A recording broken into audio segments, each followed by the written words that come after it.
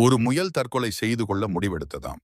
ஆம், முயல் என்ன செய்யும் பாவம்? ஒரு பக்கம் வேடன் விரட்டுகிறான், இன்னொரு பக்கம் நாய், மறுபக்கம் புலி என எந்த பக்கம் திரும்பினாலும் எதிரிகள் துரத்துகிறார்கள்.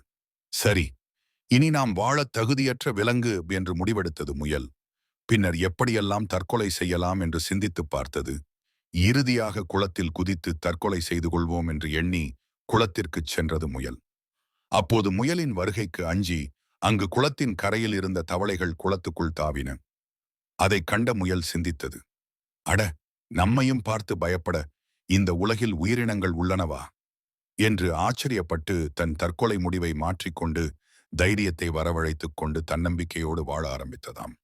தற்கொலை செய்து கொள்வதற்கு கூட வலிமையான மனம் வேண்டும். அவ்வளவு வலிமையான மனம் இருந்தால் நாம் ஏன் மாய்த்துக் கொள்வது பற்றி எண்ண வேண்டும்? வாழ்ந்துதான் பார்ப்போமே. இதேபோல் மற்றொரு கதை கொண்டு வருகிறேன்.